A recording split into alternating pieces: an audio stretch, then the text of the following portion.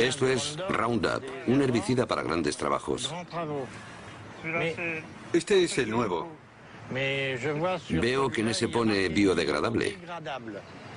Es el antiguo. Ahora no lleva lo de biodegradable, así que ya no debe ser biodegradable. Es el mismo producto, no deben tener derecho a ponerlo ya. Seguro que no es biodegradable. Cuidado que no nos salpique en la cara. No, no, no. No soy un asesino. Estoy seguro de que esta soja Roundup Ready ya está lista para cosechar.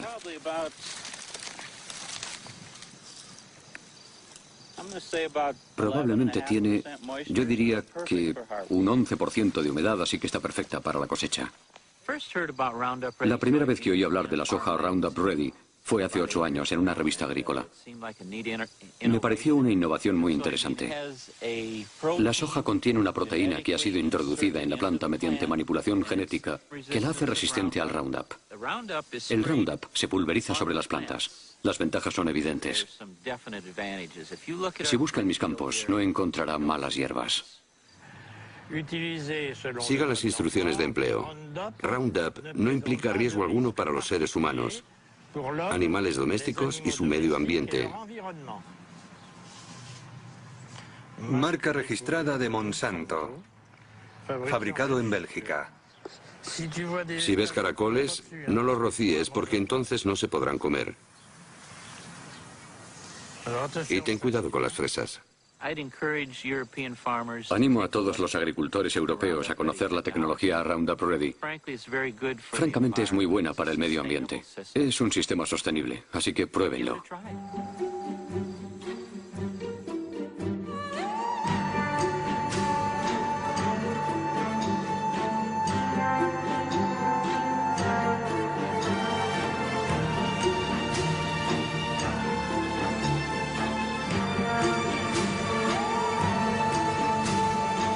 El mundo según Monsanto.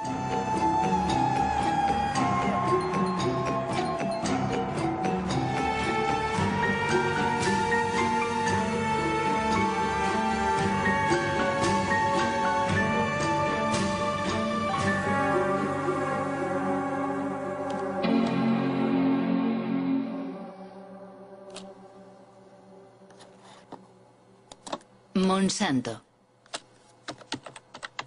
Llevo 20 años recorriendo el mundo y en todas partes he oído hablar de esta multinacional estadounidense. Y la verdad no siempre bien. Deseando saber más, he navegado durante meses por la red, encajando pacientemente las piezas del rompecabezas.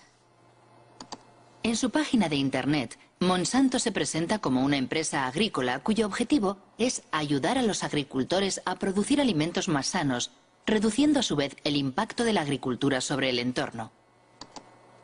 Su producto estrella es el Roundup, el herbicida más vendido en el mundo desde hace 30 años.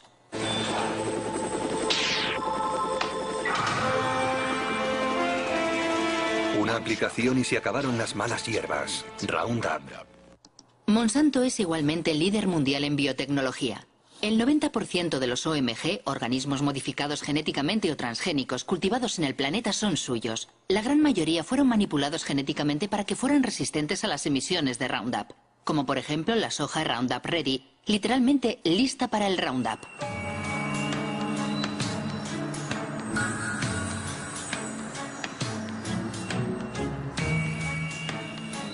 Los transgénicos de Monsanto han invadido el mundo, pero nunca una aplicación agroindustrial había despertado tantas pasiones y polémicas.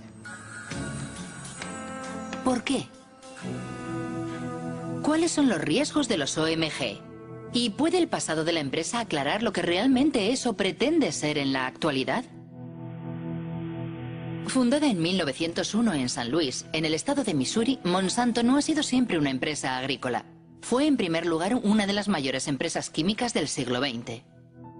La química trabaja para usted, al igual que Monsanto trabaja para usted. Monsanto. La química creativa hace maravillas para usted. Las maravillas cantadas por la publicidad han hecho de Monsanto una de las empresas más polémicas de la era industrial. Agente naranja. Aspartamo. Hormonas del crecimiento bovino. PCB. Los PCB, aceites químicos utilizados como aislantes en los transformadores eléctricos, fueron la estrella de la compañía durante casi 50 años. Se comercializaron como Aeroclor en Estados Unidos, Pyralene en Francia, Oclofen en Alemania, hasta el momento en que fueron prohibidos a comienzos de los años 80. Monsanto, PCB.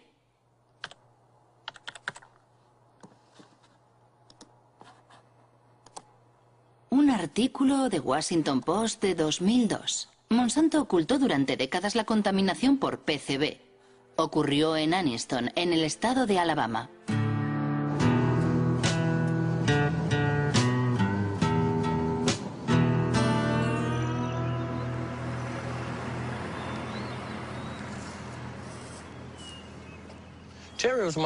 Terry era mi hermano pequeño. Murió en 1971 de un tumor cerebral, cáncer de pulmón y una enfermedad coronaria. Tenía 16 años. En los últimos 3 años he perdido a la mayor parte de mis amigos. Murieron a causa de enfermedades como el cáncer, la diabetes, la hepatitis, todas enfermedades relacionadas con los PCB.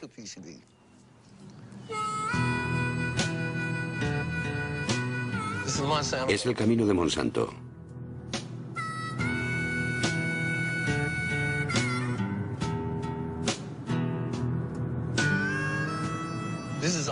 Aquí solo viven negros. Siguen viviendo aquí a pesar de que todas las casas están contaminadas. Hace 6 meses descontaminaron ese jardín de allí. Antes había casas aquí, la gente vivía en ellas, pero todos se tuvieron que mudar y las casas fueron demolidas.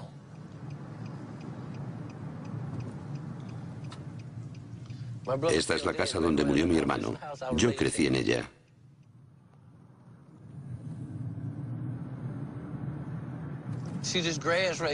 ¿Veis aquel talud? Ahí es donde están enterrados los PCB. Monsanto obtuvo permiso para enterrar los PCB en Anniston. Ese es el canal de Snow Creek, que corre sobre cemento. Salía de la fábrica y vertía los PCB justo aquí. El agua estaba envenenada y no se lo dijeron a nadie, salvo al Estado, que no nos dijo nada.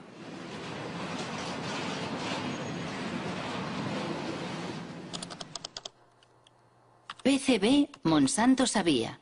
¿Pero qué sabía exactamente? Una organización de defensa del medio ambiente de Washington, dirigida por el ecologista Ken Cook, ha hecho públicos los archivos internos de la firma.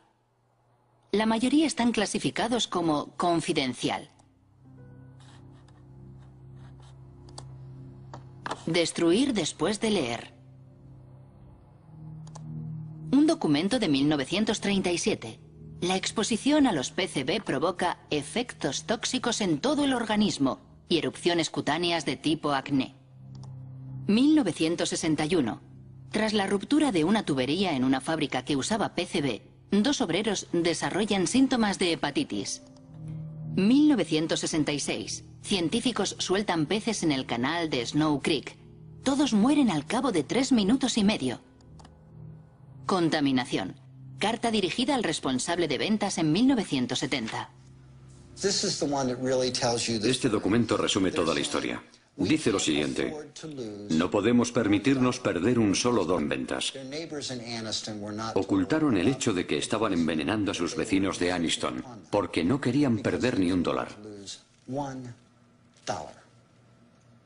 Solo cuando los abogados de los vecinos de Anniston recurrieron a la justicia, Monsanto se vio obligado a divulgar estos documentos confidenciales.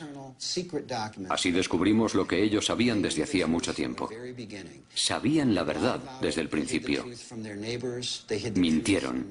Ocultaron la verdad a sus vecinos, a las autoridades gubernamentales. Y cuando finalmente informaron a las autoridades, estas, en lugar de ponerse del lado de los envenenados, protegieron a la compañía. Apoyaron a Monsanto.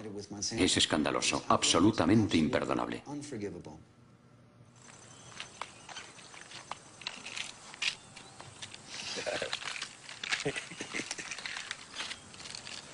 ¿Esta es toda tu medicación?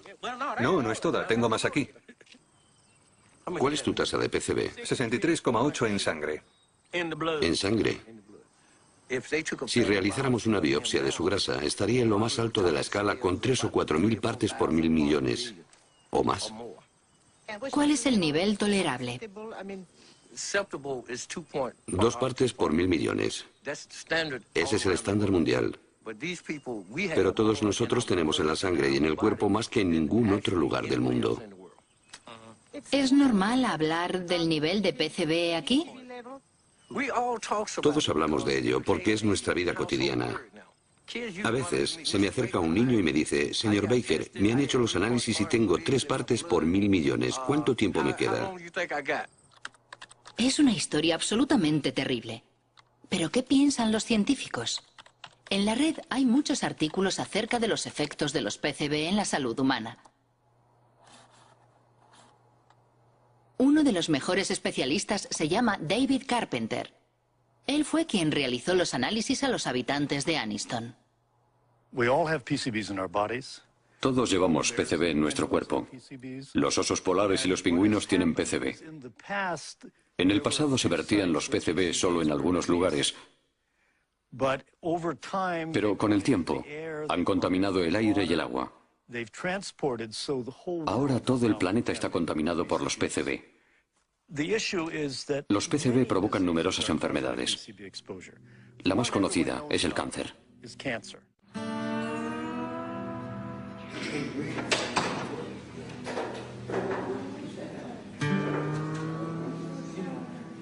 Mis análisis dicen que tengo 202 partes por 1000 millones en mi sistema. Las mujeres contaminadas por PCB dan a luz a hijos con un coeficiente intelectual reducido. 29,6. Los PCB reducen el funcionamiento de la glándula tiroides. 1800. Los PCB alteran las hormonas sexuales. Morir, dejadme morir. Morir en paz. Él pagará, dije entonces. Pagará por todo el daño que nos ha hecho. En 2001, 20.000 vecinos de Anniston presentaron una demanda contra Monsanto. La compañía Isolutia, su filial, fue condenada finalmente a pagar $700 millones en indemnizaciones a las víctimas, descontaminar el lugar y construir un hospital especializado. Pero ningún directivo de Monsanto ha sido juzgado.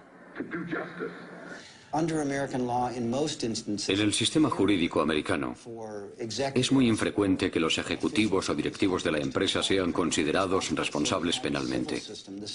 Sin embargo, tenemos la posibilidad de demandar a las empresas por la vía civil. Y tienen que pagar.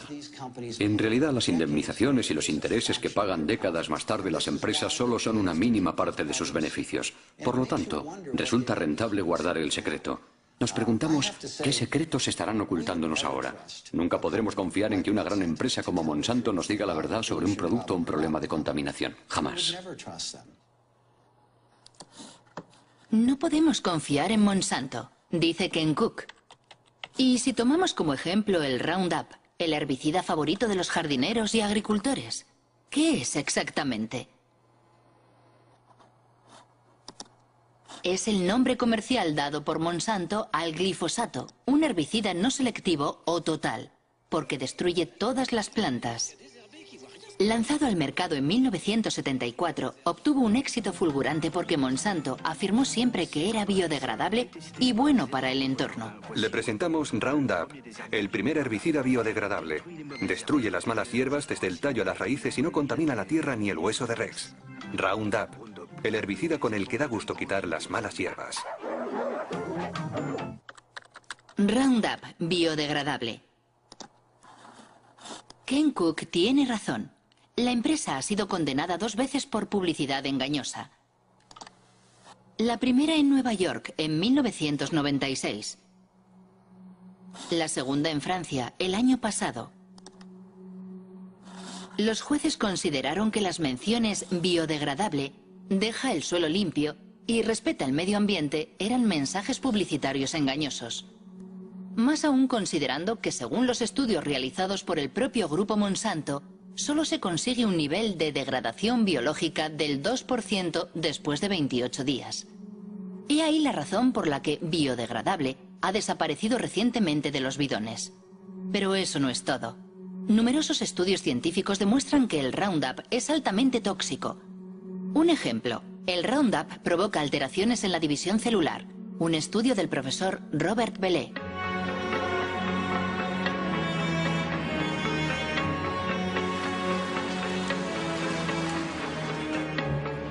El profesor Bellet trabaja para el CNRS y el Instituto Pierre y Marie Curie.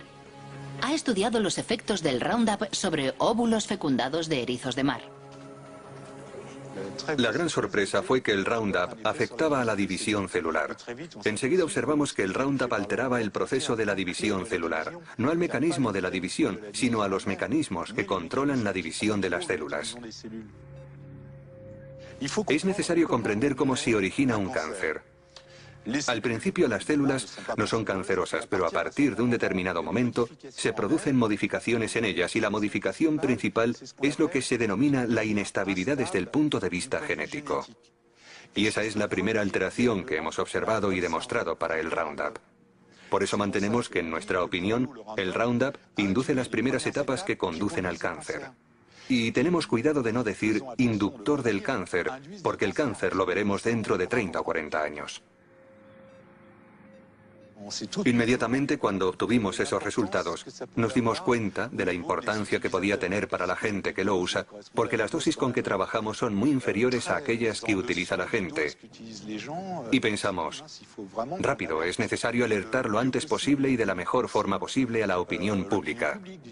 Y para hacerlo pensé que lo mejor sería dirigirme a mis superiores y me sorprendió un poco, la verdad, muchísimo, cuando me sugirieron o incitaron vehementemente a que no hiciera públicos los resultados porque detrás estaba la cuestión de los transgénicos. Es una historia increíble. Se ha ocultado la toxicidad del Roundup para proteger el desarrollo de los transgénicos. Remontémonos al inicio de la historia de los transgénicos. Según la página web de Monsanto, la soja Roundup Ready fue el primer cultivo transgénico autorizado en Estados Unidos en 1996. Sus productores están agrupados en la ASA, la Asociación Americana de la Soja, cuya dirección puede encontrarse en la página de Monsanto. John Hoffman, su vicepresidente, es un defensor incondicional de la biotecnología. En primavera, hacia el 1 de mayo, fumigo una vez con Roundup para matar las malas hierbas. Y después, 6 o 7 semanas más tarde, hago una segunda aplicación. Y eso es suficiente para todo el año. Antes de que existiera el método Roundup Ready, los campos estaban llenos de malas hierbas. Teníamos que buscarlas y arrancarlas con las manos. Era mucho trabajo. El sistema Roundup Ready me permite ahorrar tiempo y dinero. Aparentemente, la nueva maravilla de Monsanto lo tiene todo para seducir a los agricultores. Pero ¿cómo funciona? ¿Cómo puede sobrevivir la soja a las emisiones de Roundup? Esto es una célula de soja. El corazón de la célula, el núcleo, contiene su ADN, la estructura genética de la soja. Para crear su transgénico, Monsanto atravesó la frontera entre las especies. Sus investigadores han seleccionado un gen procedente de una bacteria que le hace resistente al Roundup.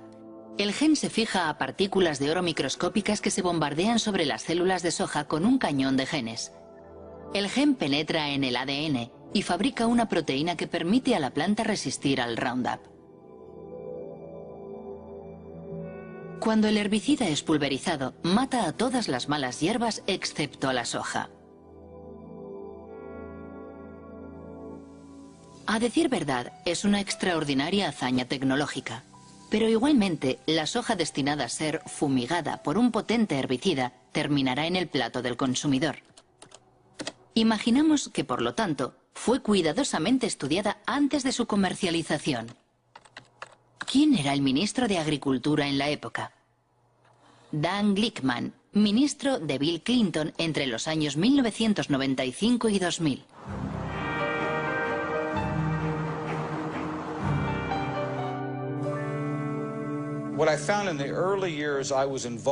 Al inicio de mi mandato, Existía un amplio consenso agroalimentario en el seno del gobierno de Estados Unidos. Quien no bajara la cabeza ante el desarrollo rápido de la biotecnología y de los cultivos transgénicos era considerado como alguien contrario a la ciencia y al progreso.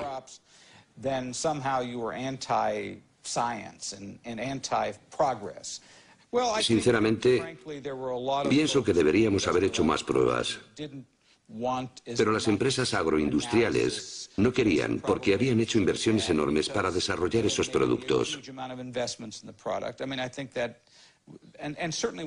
Y como responsable del organismo regulador de la agricultura, sufrí muchas presiones para que, digámoslo así, no fuera demasiado exigente. La única vez que me atreví a hablar durante el mandato de Clinton, recibí un buen tirón de orejas, no solo por parte de la industria, también por la gente del gobierno. De hecho, pronuncié un discurso en el que decía que era necesario estudiar con mayor rigor la regulación de los transgénicos. Y había personas dentro del gobierno Clinton, sobre todo en el área de comercio exterior, que se enfadaron conmigo. Me dijeron, ¿cómo puedes, tú que trabajas en agricultura, poner en duda nuestro sistema de regulación? Hasta aquí todo está claro. En Estados Unidos, el ministro de Agricultura no da la talla ante los intereses de las multinacionales. Pero, ¿cómo están regulados los transgénicos en Estados Unidos? El texto más importante ha sido publicado por la FDA, la Food and Drug Administration, la agencia encargada de la seguridad de los productos alimentarios y de los medicamentos. Título: Alimentos derivados de nuevas variedades de plantas. Fecha: 29 de mayo de 1992. Principio 1. Los alimentos obtenidos por modificación genética están sometidos a la misma regulación que los obtenidos mediante el cruce tradicional de plantas. Resumiendo, la FDA decidió no crear una categoría especial para los transgénicos. Para más preguntas, dirigirse a James Mariansky, quien entonces dirigía el Departamento de Biotecnología.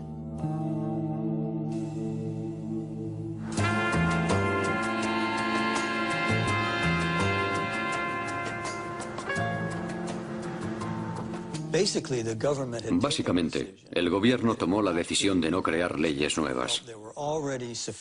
Pensaba que las leyes existentes podían aplicarse a las nuevas tecnologías. Eso quiere decir que la Casa Blanca le pidió a la agencia que escribiera un texto en el que los transgénicos no estuvieran sujetos a una reglamentación específica. Pero no se hizo basándose en datos científicos. Fue una decisión política. Sí, fue una decisión política que afectaba a muchos ámbitos, no solo al de la alimentación. Se aplicaba a todos los productos de la biotecnología. Una confesión increíble. James Mariansky reconoce que la reglamentación de los transgénicos se basó en una decisión política y no científica. Pero, ¿cómo fue argumentada esa decisión? Principio 2. Los componentes de los alimentos resultantes de una planta genéticamente modificada serán los mismos o similares sustancialmente a aquellos que se encuentran comúnmente en los alimentos. Dicho de otra forma, la FDA considera a priori que una planta modificada genéticamente es similar a una planta convencional. Es el denominado principio de equivalencia sustancial, que ha sido seguido en todo el mundo. Es el centro de debate que opone a los partidarios y detractores de los transgénicos. ¿Cómo pudo decir la FDA que una planta transgénica era similar a una planta convencional? Sabemos que los genes que se introducen en las plantas mediante la biotecnología producen proteínas muy parecidas a aquellas que hemos consumido durante siglos. Esa es la visión oficial de la FDA, cuestionada por Jeffrey Smith, autor de numerosas obras sobre los transgénicos. Michael Hansen, asesor científico de la Unión de Consumidores. Y el ensayista Jeremy Rifkin, que fue el primero en denunciar el principio de la equivalencia sustancial. Si los alimentos transgénicos están tan extendidos actualmente, es gracias a un engaño de la FDA. Ellos afirman que estos alimentos no son diferentes. Utilizan la expresión equivalencia sustancial o no considerablemente diferentes, lo cual traducen como generalmente reconocido como seguro o GRAS. Normalmente, para que algo sea considerado GRAS, es necesario que se apoyen numerosos estudios y que existe un amplio consenso en el seno de la comunidad científica. Con los alimentos transgénicos no ha existido ni lo uno ni lo otro. La FDA decía, si se introduce un gen en una planta, ese gen es ADN. Dado que consumimos el ADN desde hace mucho tiempo, podemos por lo tanto concluir que esa planta es GRAS. Nuestro punto de vista era que los genes debían ser considerados aditivos alimentarios. Actualmente, cuando queremos agregar a un alimento una gota microscópica de un nuevo colorante, un conservante o un producto químico, se le considera un aditivo alimentario y, por consiguiente, debemos hacer toda clase de pruebas para demostrar que existe la certeza razonable de que no será nocivo. Por el contrario, si manipulamos genéticamente una planta, lo cual puede dar lugar a innumerables diferencias en el alimento, nadie pregunta nada. Aquí en Washington, si frecuentabas en aquella época los lugares donde se reunían los lobbies, podías oírles riéndose de todo eso. Todo el mundo sabía que el principio de equivalencia sustancial era un absurdo. Solo era una forma para todas esas sociedades, y particularmente para Monsanto, de sacar sus productos al mercado rápidamente con la menor injerencia gubernamental posible. Debo decir que defendieron muy bien sus intereses. Recuerdo una reunión en la que los científicos de Monsanto se encontraron con los científicos de la FDA. Hablaban de las modificaciones que provocaban sus trabajos y le preguntaban al FDA cómo iba a regular esos productos. Jamás he visto una sociedad con una influencia tan determinante y a un nivel tan alto sobre las autoridades gubernamentales a cargo de la reglamentación como Monsanto con sus alimentos transgénicos. Existe un documento excepcional en el que se puede ver a George Bush, padre, visitando los laboratorios de Monsanto. Tuvo lugar 9 años antes de la comercialización de la soja Roundup Ready. Me gustaría enseñarle algunos de los pasos que hemos de dar para llevar un gen de un organismo a otro. En realidad, hará las mismas y pequeñas manipulaciones que realizamos en el laboratorio, donde seleccionamos el ADN, lo separamos y lo mezclamos en diferentes partes para unirlas. ¿Unirlas? Unirlas de nuevo. Esta probeta contiene ADN extraído de una bacteria. El ADN tiene el mismo aspecto sea de una planta o de un animal. ¿Qué es lo que estamos viendo? Ah, ya veo. ¿Para qué sirve esto? ¿Para conseguir una planta más fuerte o una planta resistente?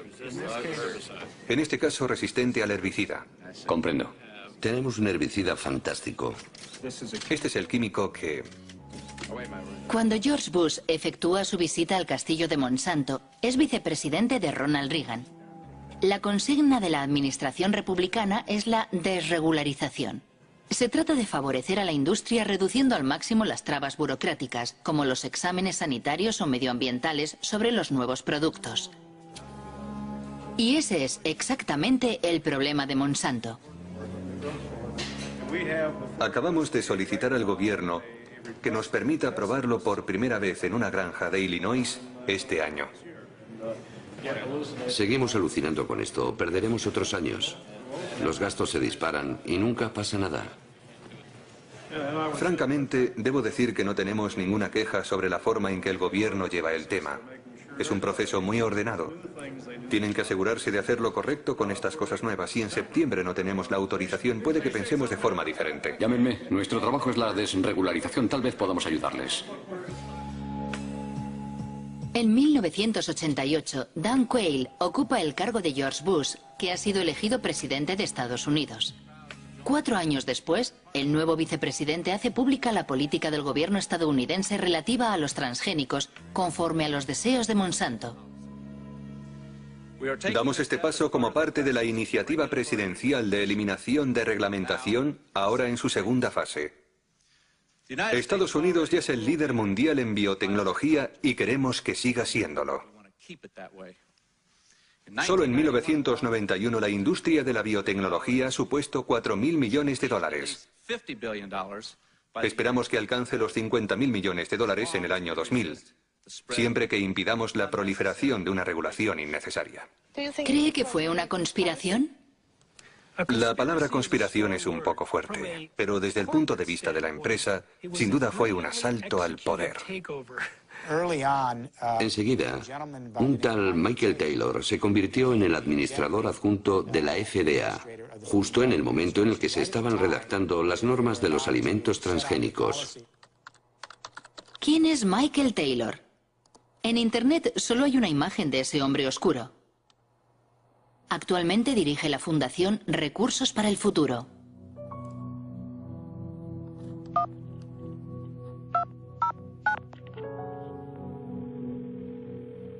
Hola, soy Marie-Monique Robin. Hola, soy Mike Taylor. Quisiera preguntarle sobre su papel cuando trabajaba en la FDA. Antes de ser contratado por la FDA, usted fue abogado de Monsanto durante 7 años, ¿no es así? Bueno, era socio de un bufete de abogados del cual Monsanto era cliente y trabajé en algunos asuntos de Monsanto, sí. Ajá. Aparentemente, si lo que he leído es cierto, la FDA creó un cargo nuevo para usted, jefe de la Comisión de Reglamentación. Bueno, ¿Se trataba de una necesidad específica de la FDA en aquel momento debido a los nuevos transgénicos? yo no tuve nada que ver con los alimentos transgénicos, nada en absoluto. Yo no fui el creador de esa política, pero eso es, simplemente, eso es falso. Llegó a la FDA en julio de 1991. Hasta esa fecha había trabajado en el bufete de abogados King y Spalding. Entre sus clientes se contaba no solo Monsanto, también el IFBC, el Comité Internacional de los Alimentos y la Biotecnología. Escribió un documento para el IFBC explicando la manera en la que al Consejo le gustaría que se reglamentaran los alimentos transgénicos. Si comparamos la propuesta de Michael Taylor para el IFBC y el texto publicado por la FDA, son muy parecidos. Si él no es el autor del reglamento, entonces alguien cogió su documento y lo modificó levemente antes de publicarlo. El señor Taylor era entonces el comisario adjunto y fue él quien dirigió el proyecto. Él era el jefe, el autor del reglamento, el responsable de llevar el proyecto a buen término. Monsanto supo llevar perfectamente el juego político y legal. Desempeñó un papel clave en la aprobación de la comercialización de las hormonas de crecimiento bovino y en la manera en que el gobierno americano ha administrado la biotecnología. Michael Hansen acaba de mencionar la hormona del crecimiento bovino. ¿De qué se trata? Al parecer es una hormona transgénica que se le inyecta a las vacas para aumentar su producción láctea un 20%. Lo mínimo que se puede decir es que no le gusta a todo el mundo. La hormona es una amenaza para nuestra salud. Veneno mortal. Manipulación. Bautizada como RBGH, hormona recombinante de crecimiento bovino, el producto es comercializado por Monsanto desde 1994 con el nombre de Posilac.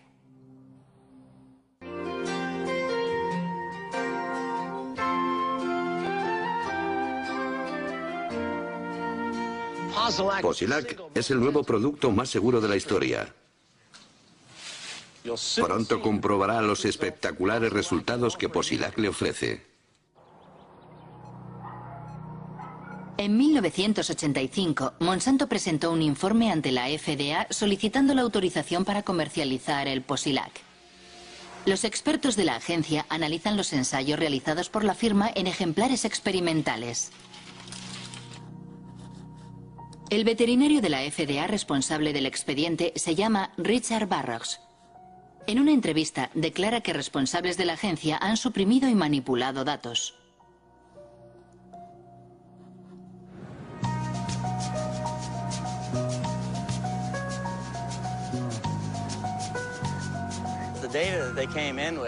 Los datos científicos que la empresa enviaba no tenían en cuenta las necesidades de los productores de leche.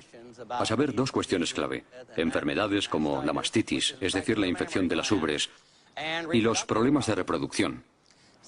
Cuando vi que faltaban aquellos datos, les dije, chicos, tenéis que recoger más información. Eso les retrasó de 2 a 3 años.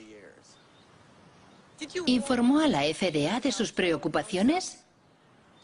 Poco a poco me fueron marginando.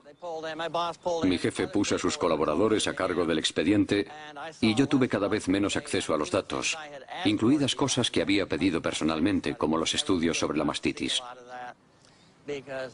Me convertí en un obstáculo, así que decidieron eliminarme y apartarme del trabajo. Hasta que finalmente me despidieron. Me acompañaron hasta la puerta y allí se terminó todo para mí. ¿Recibió amenazas? Sí, de los abogados de Monsanto. Cuando recurrí mi despido ante la justicia, ellos le dijeron a mi abogado que me denunciarían si revelaba secretos de la empresa para mi defensa. Finalmente, la FDA sería condenada a readmitir al veterinario demasiado concienzudo, quien, asqueado, terminaría renunciando. Pero eso no es todo. En Internet se habla también de documentos robados a la FDA y enviados al profesor Samuel Epstein, dirigente de la Coalición por la Prevención del Cáncer.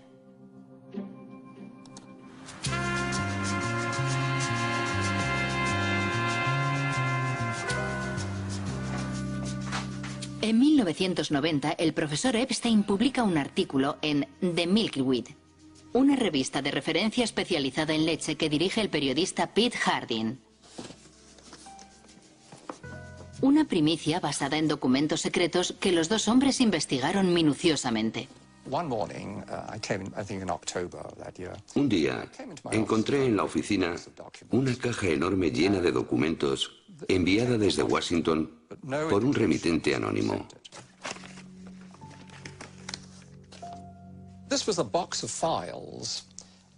La caja contenía todos los datos de los estudios veterinarios que Monsanto había enviado a la FDA desde hacía 6 años. Una auténtica maravilla. La mayor parte de los documentos son originales, con la frase información interna y confidencial que no puede ser reproducida, revelada o enviada fuera de la empresa sin la debida autorización. Justo lo que un periodista de investigación desea publicar.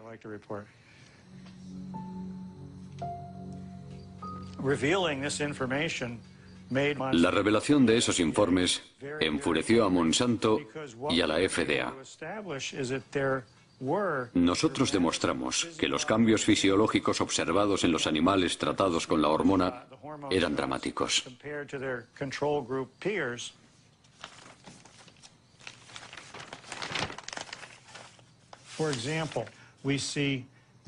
Por ejemplo, el ovario izquierdo de las vacas que habían recibido la hormona sintética es un 34% más grande. Hasta un 42 o un 44% según los grupos. Más aún, los informes demuestran que los animales tratados tienen graves problemas para reproducirse. Los datos son concluyentes. Nosotros proporcionamos los datos sin procesar y procesados, datos contrastados no por nosotros para su verificación. Las autoridades sanitarias que han analizado la somatotropina bovina han comprobado que no existe ningún riesgo para los consumidores. Para Monsanto, la hormona no solo no representa ningún problema, sino que solo conlleva beneficios para el consumidor. Como la composición química de la leche no es alterada por el Posilac, sus propiedades y su gusto no cambian.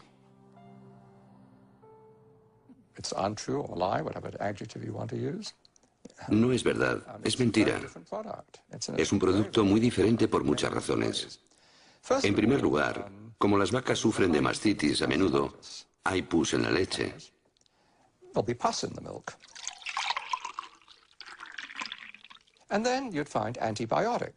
Además, debido al tratamiento de la mastitis, se encuentra una gran cantidad de antibióticos en la leche. Por último, se ha observado un aumento importante del llamado IGF-1, el factor insulina de crecimiento. Desde los años 80, unos 60 estudios han demostrado que existe una relación directa entre un nivel elevado de IGF-1 y el cáncer de mama, de colon y de próstata. Es una historia absolutamente asombrosa. ¿Hubo otros países que autorizaran la RBGH? Al parecer, la hormona fue prohibida en Europa y Canadá. En Canadá también. La Agencia de la Salud de Canadá suele calcar sus decisiones de la FDA. RBGH. Escándalo en Santé, Canadá.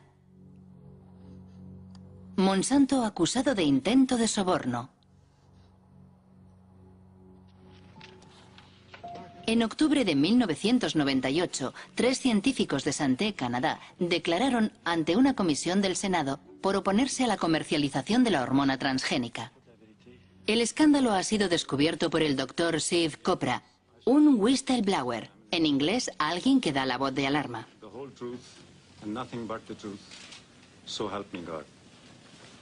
Me pregunto qué verdad voy a decir. La verdad que yo conozco o la que el ministerio me dice que diga. Y este es mi conflicto. Le hago esta pregunta a los 3. ¿Monsanto se puso en contacto con alguno de ustedes? Doctora Haydon. Asistí a una reunión en 1989-90 con representantes de Monsanto y el doctor Drennan, mi superior, y también el doctor Messier. La compañía nos ofreció de 1 a 2 millones de dólares. No sé lo que sucedió después, pero mi director dijo después de la reunión que iba a presentar un informe sobre lo ocurrido a sus superiores. ¿Cómo reaccionó Monsanto? Bien, Monsanto no negó que hubiera ofrecido 2 millones de dólares durante aquella reunión. Después dijeron que había sido una propuesta para hacer más investigaciones en Canadá sobre la vaca canadiense. En cualquier caso, el resultado es que la hormona transgénica no ha sido autorizada en Canadá. Tras las revelaciones de Canadá, el Parlamento Europeo la prohibió para siempre. Después, de repente, Margaret Haydon, Gerard Lambert y yo fuimos despedidos por desobediencia. ¿Fueron despedidos? Sí, nos despidieron y llevamos el asunto a los tribunales. No a la hormona del crecimiento bovino. En Estados Unidos, el Congreso había abierto también una investigación a petición de los detractores de la hormona transgénica. Entre otras cosas, denunciaban la prohibición de etiquetar la leche según su origen, lo cual impedía elegir a los consumidores. Curiosamente, la investigación nunca concluyó. La hormona de crecimiento bovino BGH es una prueba de la aceptación de la ingeniería genética por el consumidor. ¡A la basura! ¡A la basura! ¡A la basura!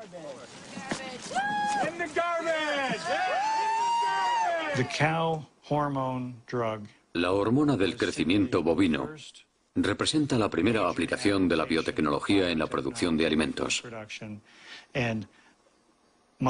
Y Monsanto es una multinacional muy poderosa con muchos contactos en las altas esferas del Estado. Para el gobierno federal, el desarrollo de la biotecnología supone una apuesta tan importante que prefiere ignorar estas cuestiones, digamos secundarias, que son la salud de las vacas o de los consumidores.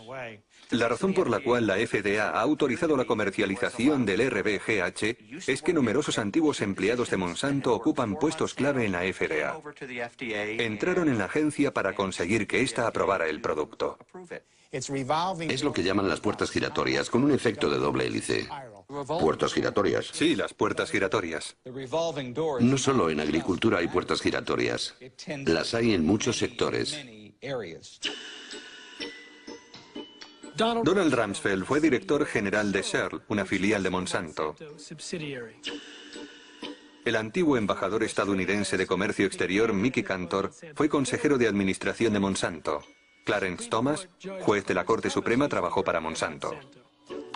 Monsanto, puertas giratorias, en francés las sillas musicales. Estado de la cuestión no exhaustivo en 1999.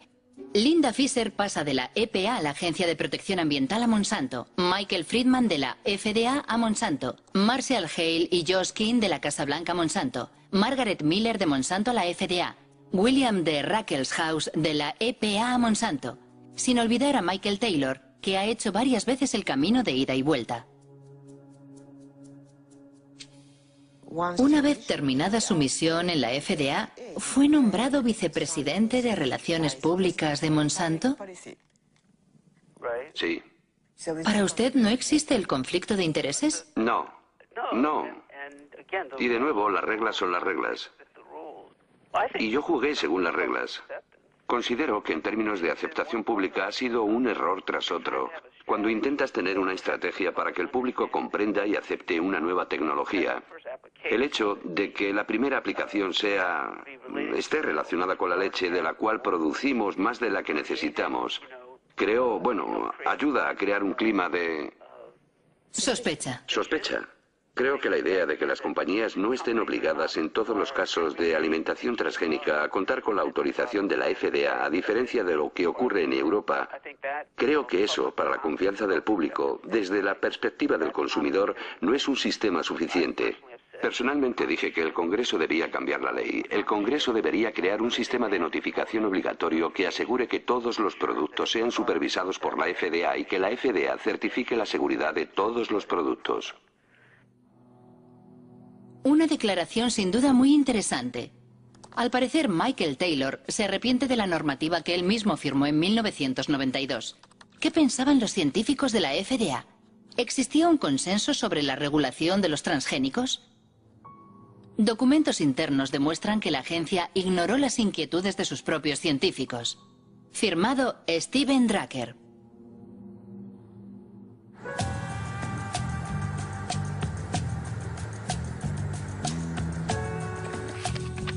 Steven Drucker es un abogado que trabaja para una coalición de organizaciones no gubernamentales. Demandó a la FDA y consiguió la desclasificación de sus archivos sobre los transgénicos. Recibimos más de 44.000 páginas que revelaban que la FDA lleva mintiendo al planeta al menos desde 1992. Y sigue mintiendo. Finge que el principio de equivalencia sustancial entre los alimentos transgénicos y las plantas convencionales está basado en un amplio consenso en el seno de la comunidad científica y que numerosos datos científicos lo demuestran.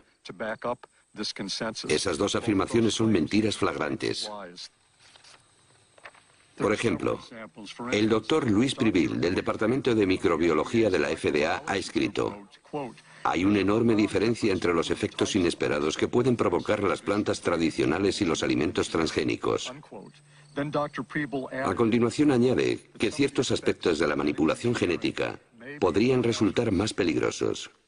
Las inquietudes expresadas por los expertos de la FDA eran tan importantes que la doctora Linda Kahl, de la FDA, responsable del seguimiento y la síntesis de sus consejos, redactó un informe para el coordinador de biotecnología de la FDA, el doctor James Mariansky. Según documentos internos de la FDA que se han hecho públicos, había muchos científicos de la FDA que no estaban de acuerdo con la normativa propuesta.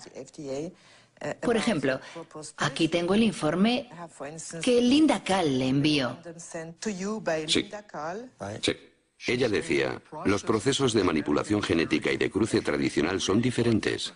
De cruce tradicional son diferentes. Y según los expertos de la agencia, conllevan riesgos diferentes. Conllevan riesgos diferentes. Es cierto que en el interior de la agencia existían opiniones divergentes. Eso es lo que Linda Kahl resume en su informe. Pero cuando terminamos de redactar la normativa, todos los científicos estaban de acuerdo. Por supuesto que la FDA había investigado el uso de la manipulación genética, pero no tenían ninguna información que indicara que la técnica en sí pudiera crear productos diferentes en términos de calidad o seguridad. Antes de que los científicos de la FDA expresaran sus inquietudes, la agencia recibió una señal de alarma muy clara. En efecto, el primer aditivo alimentario manipulado genéticamente y comercializado en el mercado estadounidense había provocado una grave epidemia. ¿Recuerda lo que sucedió con el L-triptofán en 1989? Sí. Era un aminoácido manipulado genéticamente. A priori conocemos muy bien los aminoácidos. Sí. Mató a decenas de personas y cientos más enfermaron. Provocó una epidemia de una enfermedad desconocida llamada EMS. Es cierto. ¿Cuántas personas murieron? Sí, pero nosotros teníamos muchos... 37 y más de 1000 inválidos. ¿Lo recuerda? Lo recuerdo. Según un documento de la FDA, usted dijo, no sabemos cuál es la causa del EMS, pero no podemos descartar la hipótesis de que se deba a la manipulación genética. ¿Dijo usted lo que acabo de leer? Sí. Increíble.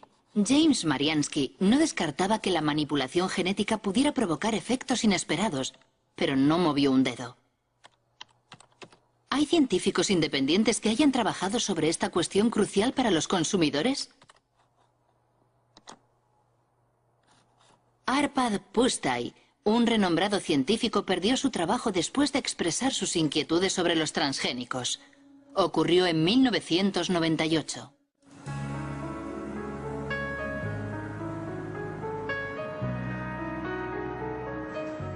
Arpad Pusztai trabajaba para el Instituto Rowlett, en Escocia, y había dirigido un estudio sobre las patatas transgénicas por encargo del Ministerio de Agricultura. El presupuesto de más de 2 millones de euros movilizó a 30 investigadores durante 2 años para preparar la llegada de los transgénicos a Gran Bretaña. Todos estábamos entusiasmados. Yo estaba entusiasmado. El ministerio pensaba que si hacíamos ese estudio, examinando todos los aspectos, aquello serviría de apoyo a los alimentos transgénicos. Cuando llegara el momento de comercializar los productos, podrían decir que el mejor laboratorio de nutrición europeo había comprobado que no existía ningún problema. Arpad Pusztai es especialista en lectinas. Son proteínas que tienen una función insecticida y que protegen a las plantas contra los pulgones. Los científicos del Instituto Rowlett crearon patatas resistentes al pulgón insertando un gen del narciso de las nieves que produce la famosa lectina. Antes habían verificado que las lectinas, en su estado natural, no son peligrosas para la salud. Las patatas transgénicas fueron probadas en ratas. Constatamos 2 efectos. En primer lugar, la proliferación de células en el estómago, lo cual no es bueno. Yo no digo que sea canceroso, pero puede facilitar el desarrollo de tumores causados por los productos químicos.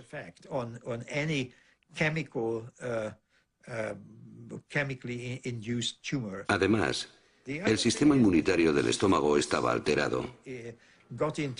No sabemos si eso es bueno o malo, pero en cualquier caso, el organismo trataba a las patatas como cuerpos extraños.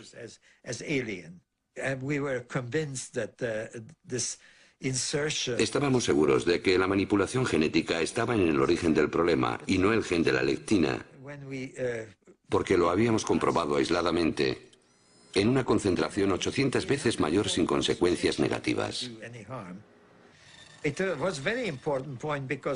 Era muy importante porque la FDA hablaba en la época de una tecnología neutra. Nosotros dijimos en público que el problema en sí no era el gen, sino la técnica de inserción. Cuando llegaron a Gran Bretaña los primeros cargamentos de soja norteamericana, la BBC entrevistó a Arpad Pusztai sobre la cuestión. Como científico que trabaja en este campo, considero que es muy injusto utilizar a nuestros conciudadanos como cobayas. Creo que jamás me perdonaron que dijera aquello. Monsanto comprendió rápidamente la importancia de nuestros resultados. Ya estaban al corriente antes de la emisión de la entrevista, porque el Instituto de Investigación Agrícola recibía mucho dinero de Monsanto. Comprendieron rápidamente las consecuencias de nuestro estudio. A la mañana siguiente de la emisión de la entrevista, Arpad Pusztai es despedido y su equipo de investigación disuelto. El profesor Stanley Ewen, un renombrado histólogo, era el encargado de estudiar el impacto de las patatas transgénicas en los órganos de las ratas. Desde aquel incidente no se hace ninguna ilusión sobre la independencia de la ciencia. Yo estaba extraordinariamente enfadado y muy alterado. Era como si el suelo hubiera desaparecido bajo mis pies. ¿Qué era lo que había pasado? También desacreditaron a Stanley. No solo a Arpad y a mí. Stanley fue jubilado y desacreditado en la universidad. ¿Es verdad? Sí. Sí. Fue muy duro. El lunes nuestro trabajo era formidable. El martes merecía estar en la basura.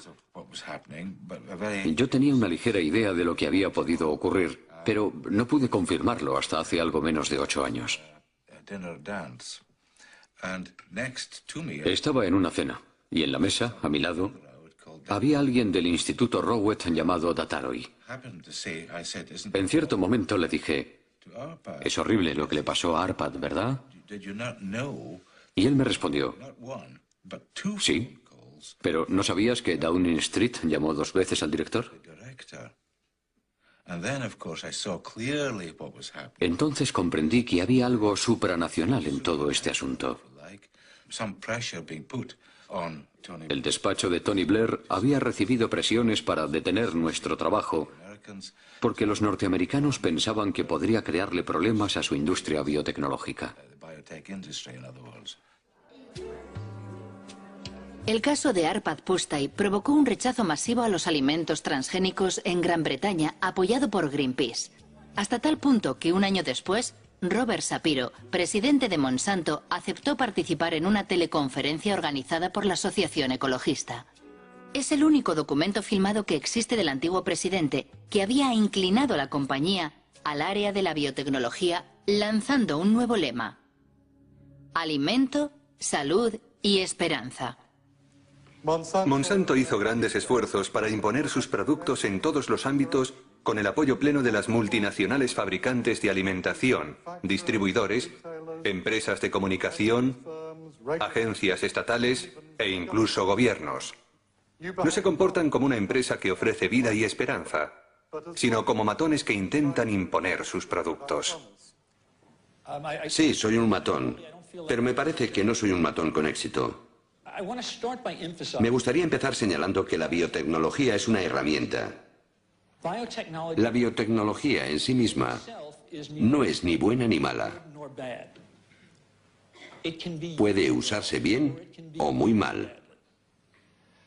Los productos que están en el mercado han sido comprobados por los órganos de vigilancia que la sociedad ha establecido con el fin de asegurar no solo su seguridad, también la seguridad medioambiental de estos productos.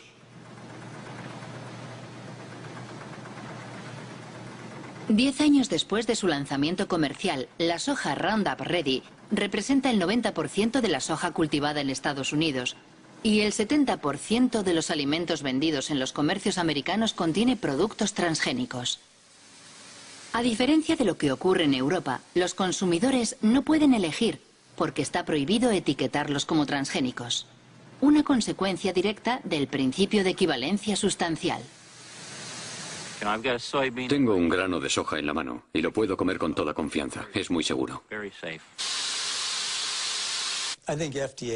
Creo que la FDA confía en que esta soja es tan segura como las demás variedades. ¿Cómo puede estar tan segura la agencia? Se basa en los datos que la empresa proporcionó a la FDA y que han sido evaluados por los científicos de la agencia. A ninguna empresa le interesa realizar un estudio para, a continuación, ocultar los resultados. ¿Cómo puede estar tan seguro James Mariansky? Si tecleamos Monsanto falsificó estudios científicos, obtenemos 174.000 respuestas. Entre ellas un informe de la EPA, la Agencia de Protección Ambiental de Estados Unidos. Monsanto habría falsificado investigaciones sobre los efectos cancerígenos de la dioxina.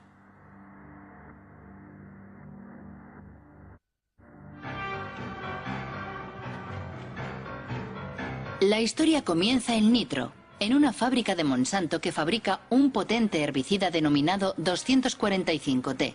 En 1945, una explosión provoca efectos inesperados. 228 obreros desarrollan una enfermedad muy desfigurante, el cloracné. La causa es la dioxina, un subproducto altamente tóxico que contiene el 245T.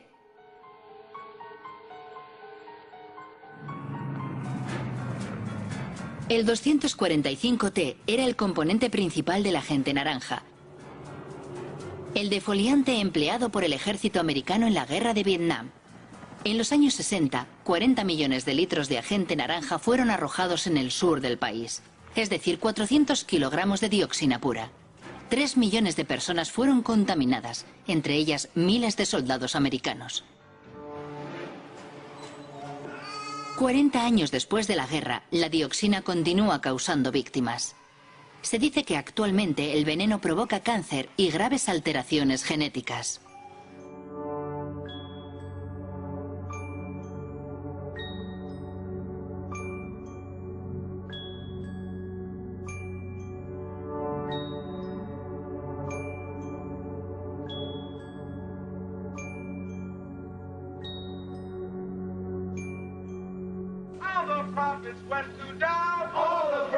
En 1978, cuando los veteranos de guerra estadounidenses demandaron a los fabricantes del agente naranja, exigiendo una indemnización, Monsanto financia 3 estudios sobre los efectos a largo plazo de la dioxina. La compañía pagó a científicos para que compararan el estado de salud de los trabajadores afectados 30 años antes en el accidente de la fábrica de nitro, con el de los trabajadores no afectados. 2 personas conocen muy bien ese estudio.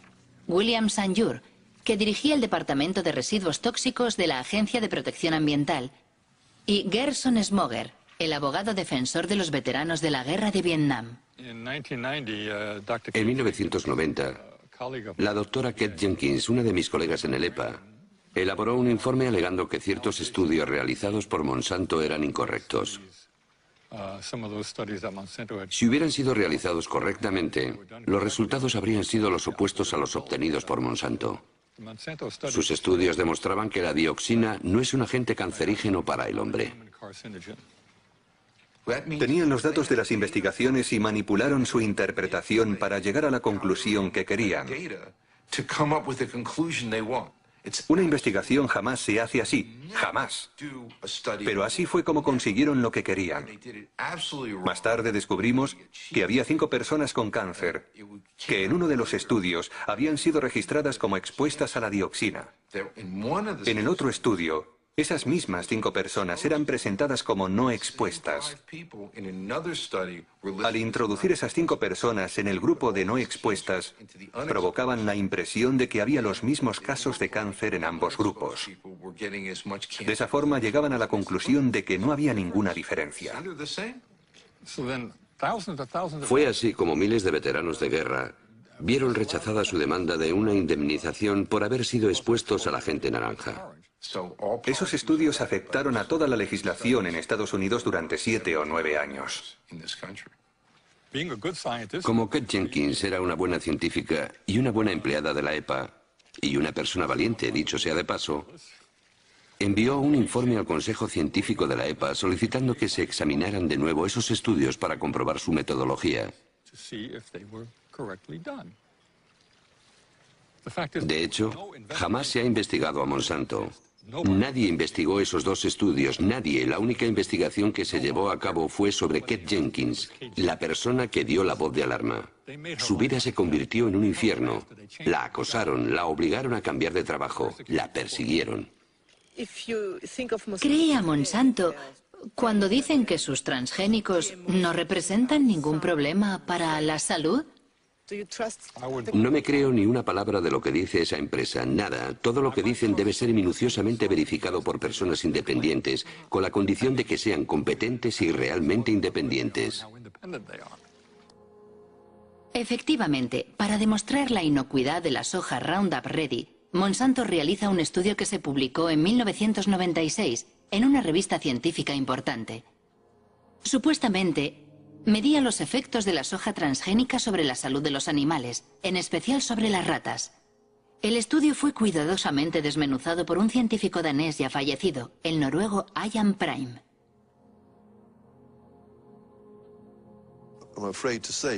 Para mí, este estudio tiene muy poco valor. Resulta decepcionante, sobre todo sabiendo que sirvió de base al principio de equivalencia sustancial. Hay cosas sorprendentes. Por ejemplo, esta frase: los estudios sobre la alimentación de los animales nos proporcionan la seguridad parcial de que no hay cambios importantes. ¿Cómo que parcial? Eso no es suficiente. Yo quiero el 100% de seguridad. Por ejemplo, en la página 723 se puede leer: salvo por su coloración más marrón, los hígados parecían normales durante la autopsia. ¿Cómo se puede decir eso sin estudiar el interior del hígado? Sin estudiar las muestras al microscopio para ver si no hay diferencias. Además, usaron ratas viejas.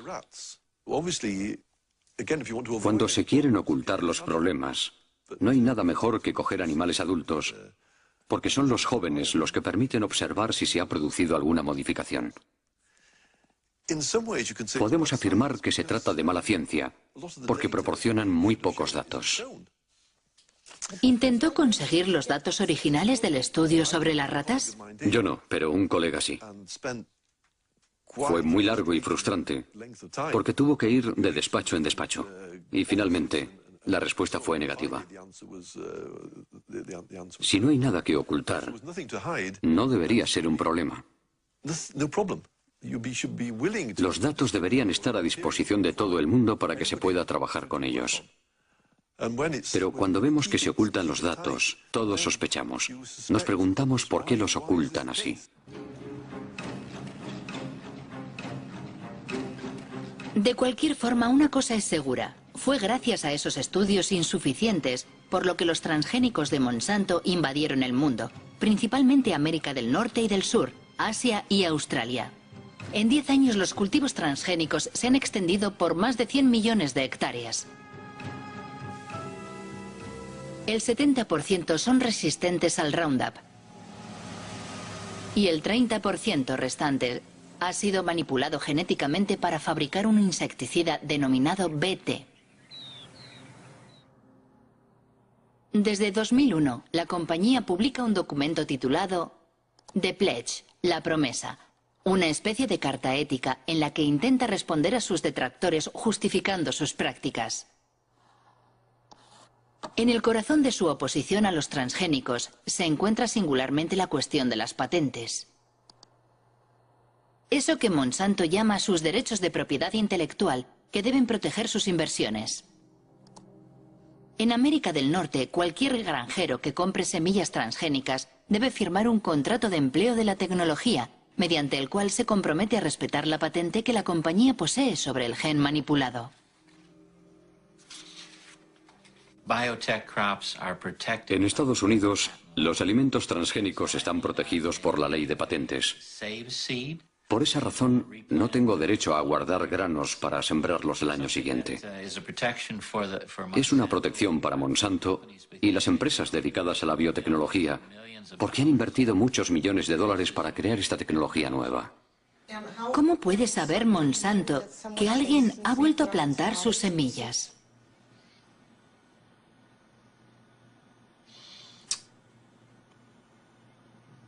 No sé responder a esa pregunta.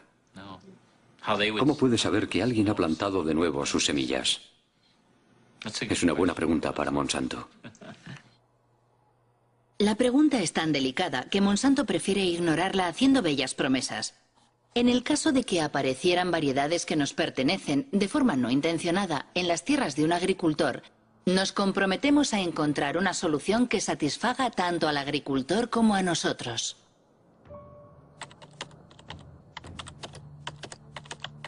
Pero la realidad resulta mucho menos idílica.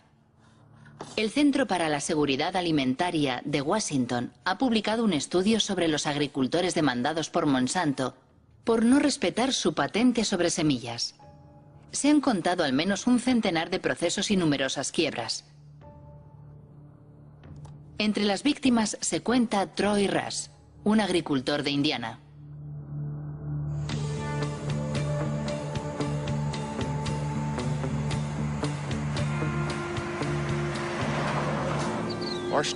Nuestra historia comienza en 1999.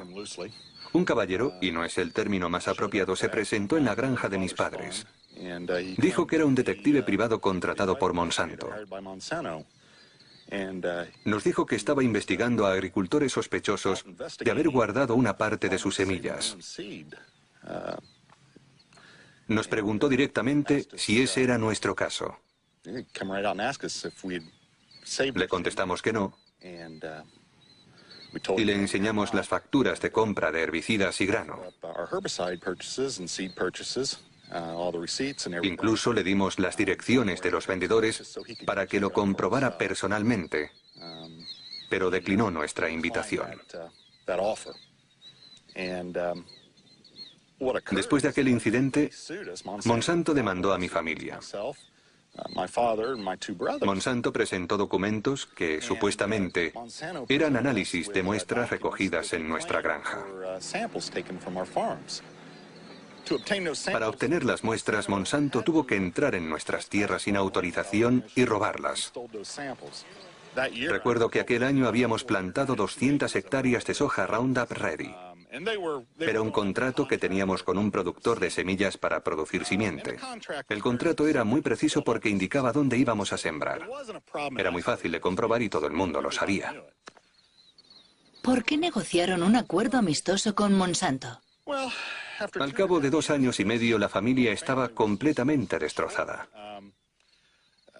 a causa del estrés. Sus acciones amenazaban el trabajo de 5 generaciones.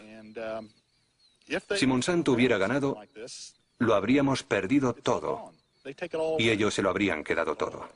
Todo. Buenos días. Buenos días, señor. ¿Cómo estás hoy, Troy? Bien, ¿cómo estás? ¿Cómo va todo? Bien. Troy Rush y David Runyon cultivan soja tradicional. Los dos han sido víctimas de lo que en Estados Unidos llaman la policía de los genes. Creada por Monsanto para imponer su ley en los campos, la policía de los genes siembra el terror en el campo norteamericano, donde se denuncian los métodos totalitarios de un mundo dominado por los transgénicos. Troy, me gustaría que vieras unas fotos. Mira lo que hice para impedirles que volvieran a entrar en mis tierras.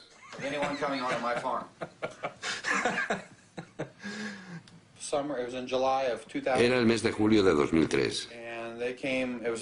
Llegaron a mi casa sobre las 19 horas. ¿Quiénes fueron? Los empleados de Monsanto.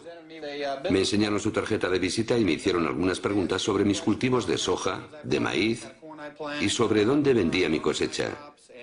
Les dije, vale, se acabó la conversación. Las patentes lo han cambiado todo. Han destruido la confianza que existía entre vecinos.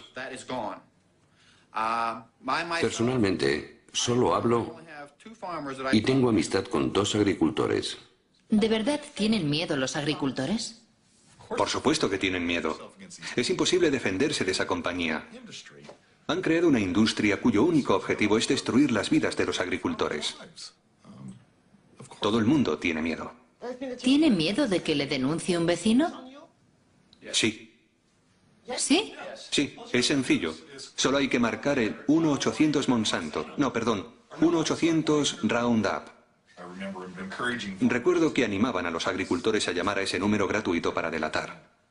¿Por qué hace todo eso Monsanto? Para controlarlo todo. ¿Las semillas? Sí.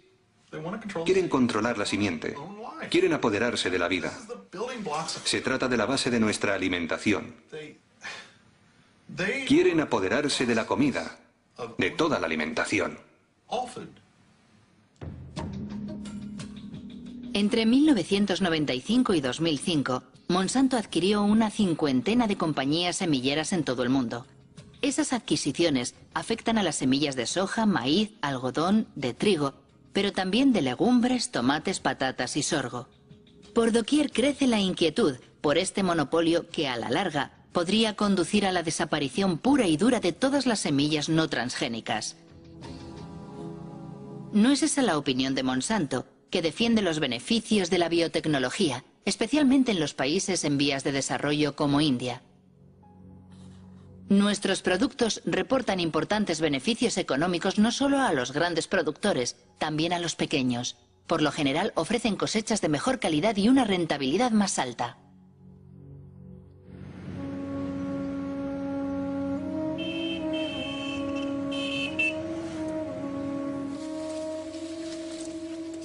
India es el tercer productor mundial de algodón. En 1999, Monsanto compró Maiko, la primera empresa productora de semillas del país. 2 años más tarde, el gobierno indio autorizó los cultivos BT, denominados Bollgard, que fueron manipulados para fabricar un insecticida que supuestamente repele los ataques del gusano americano, un parásito del algodón.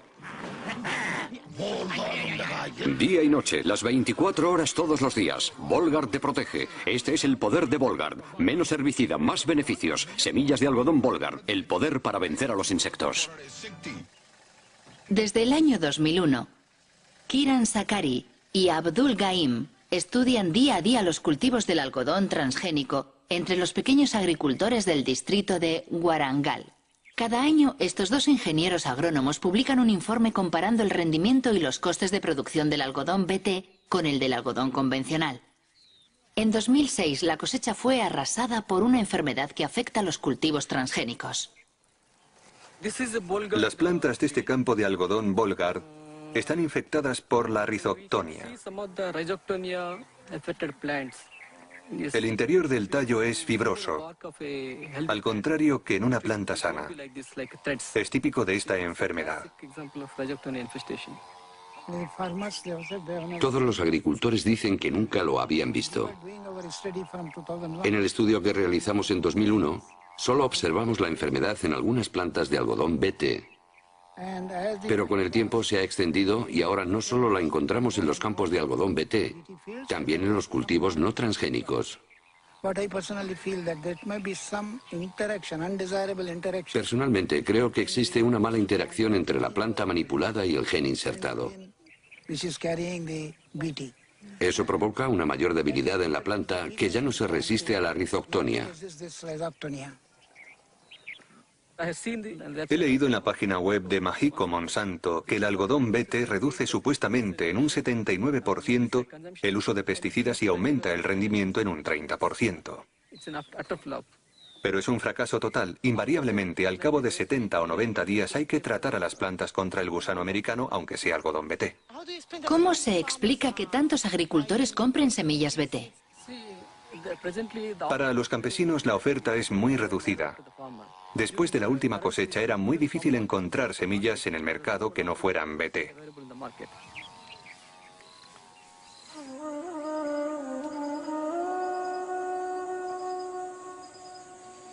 Actualmente en India, Monsanto controla prácticamente la totalidad del mercado de simiente de algodón.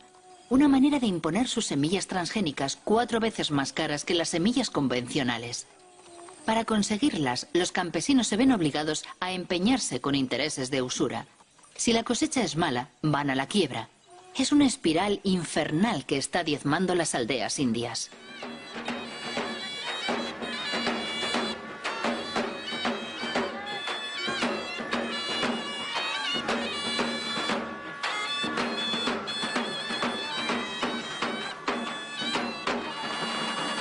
¿Por qué razón se suicidó? La cosecha se ha perdido. ¿Algodón BT? Sí, algodón BT. ¿Hay alguna otra razón?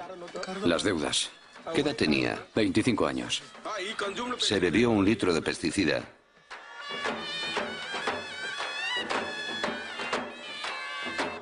¿Es el primer suicidio en la aldea? No. El segundo.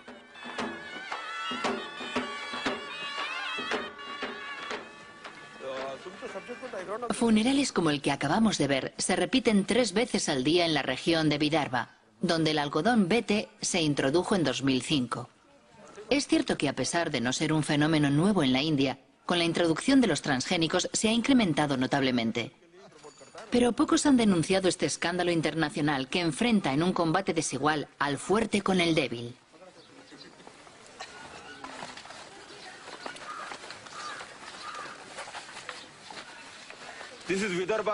En las zonas de Vidarbha, donde se cultiva el arroz, se producen pocos suicidios. Esta es la zona donde se cultiva el algodón. El resultado del algodón BT es que el primer año hubo 600 suicidios entre junio de 2005 y junio de 2006. El segundo año, tan solo 6 meses después, ya llevamos 680 suicidios. Es un desastre. Sí, es un desastre completo. El problema reside en que los alimentos transgénicos hacen que los agricultores dependan completamente de las fuerzas del mercado. No solo tienen que pagar la simiente más cara, también tienen que comprar abonos. Además, el consumo de insecticidas no se reduce. Es mentira. Monsanto dice que los transgénicos son mejores para el pequeño agricultor. ¿Qué opina usted? Nuestra experiencia demuestra que eso es completamente falso. Es mentira.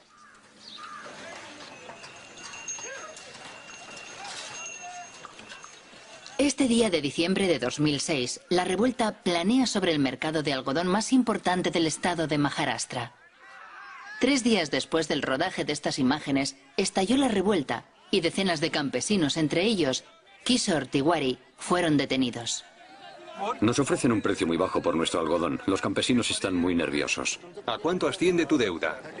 ¿A cuánto asciende tu deuda? 52.000 rupias, 60.000 rupias, 50.000 rupias, 20.000 rupias, 50.000 rupias, 15.000 rupias. ¿Cuántos de vosotros no plantaréis algodón BT el próximo año? No quieren cultivar algodón BT.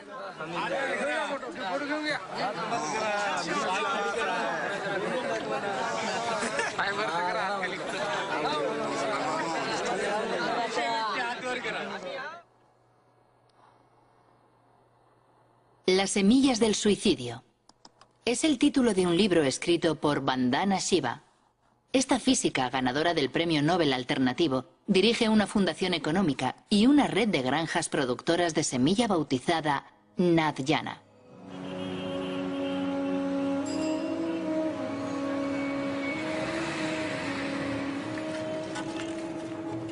Vandana Shiva ya luchó contra la primera revolución verde, aquella de los años 60 que introdujo la agricultura industrial en la India. En la actualidad denuncia la que ella denomina Segunda Revolución Verde, la de los transgénicos de Monsanto protegidos por patentes. La diferencia entre las dos es que la primera Revolución Verde fue dirigida por el sector público y las agencias gubernamentales controlaban la investigación. La Segunda Revolución Verde está dirigida por Monsanto. La segunda diferencia es que la primera Revolución Verde tenía el objetivo oculto de vender más productos químicos, pero su motivación principal era producir más alimentos y alcanzar la seguridad alimentaria. Al final, aunque se hiciera en detrimento de otros cultivos como las leguminosas, se produjo más arroz y trigo para alimentar a la gente. La segunda Revolución Verde no tiene nada que ver con la seguridad alimentaria.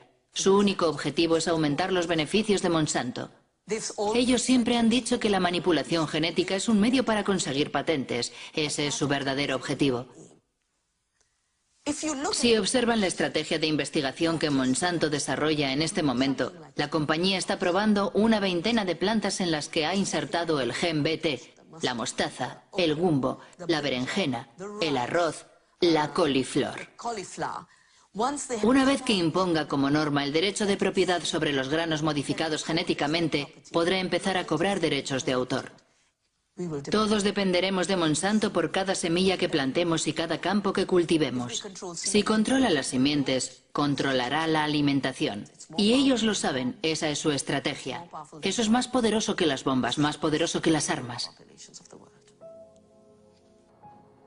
Monsanto responde a estas enérgicas acusaciones afirmando que nada de eso es cierto y esgrime los compromisos de su promesa: integridad, diálogo, transparencia, compartir. Queremos participar de forma constructiva en el proceso por el cual sociedades de todo el mundo intentan encontrar buenas respuestas a esas cuestiones. ¿Los productos serán seguros para el medio ambiente? ¿Cómo afectarán a la biodiversidad?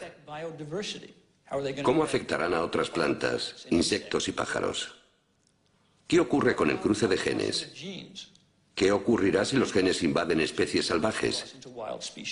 Para mí todo eso significa, entre otras cosas, escuchar atenta y respetuosamente todos los puntos de vista. Como quien no quiere la cosa, Robert Shapiro acaba de hablar de un tema muy delicado que preocupa extraordinariamente a todos los detractores de los transgénicos: la contaminación transgénica. Monsanto prefiere hablar de presencia accidental como consecuencia del orden natural. Al parecer, los transgénicos ya han contaminado el maíz mexicano. Eso es lo que demuestra un estudio publicado por la revista científica Nature, firmado por el profesor Ignacio Chapela, de la Universidad de Berkeley. El artículo ha provocado una intensa polémica.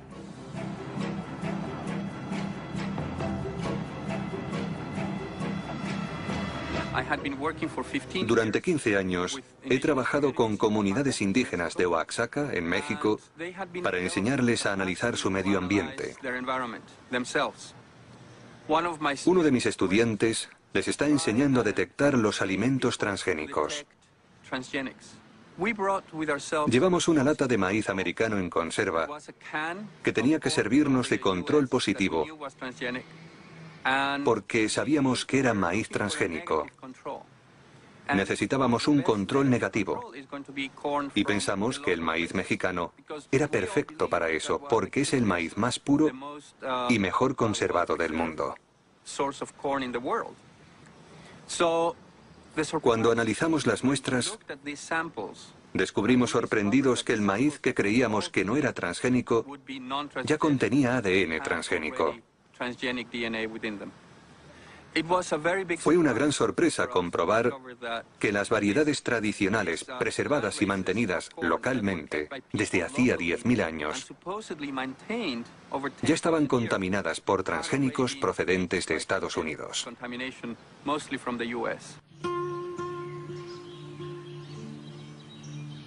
México es el lugar originario del maíz. En la región de Oaxaca, al sur del país, existen más de 150 variedades locales.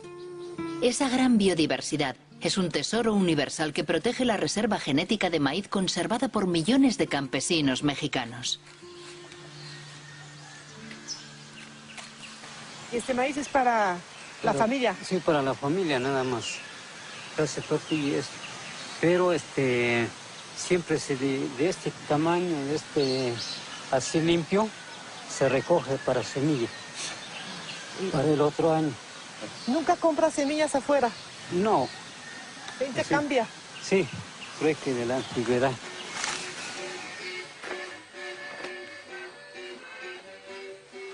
Para proteger la diversidad de su maíz, México ha prohibido los cultivos transgénicos. Sin embargo, en el marco del Tratado de Libre Comercio firmado con Estados Unidos y Canadá, el país no puede impedir la importación masiva de maíz americano transgénico en un 40%. Destinado exclusivamente al consumo humano y animal, el maíz americano amenaza la producción local. Fuertemente subvencionado por la administración de Washington, el maíz industrial, como aquí se le llama, cuesta 2 veces menos que el maíz tradicional.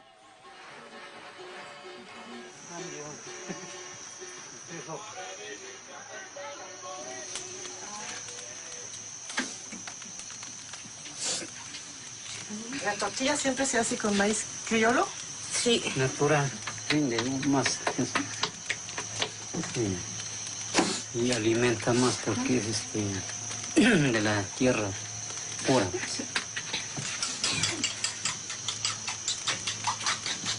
Este es el maíz morado. Antiguamente mis abuelitos sembraban esto. Ahorita se sigue conservando esto. Así es. Antes de la conquista ya. Sí. No, y ya viene la otra conquista. ¿Cuál es la otra conquista? Transgénico, pues. El transgénico. Para tumbar esto.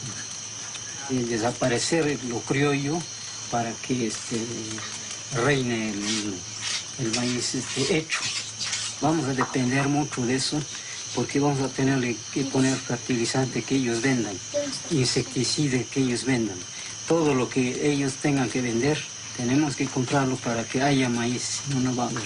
Sin embargo, el criollo, sin ponerle abonos, ni insecticida, ni nada, Por lo menos así está.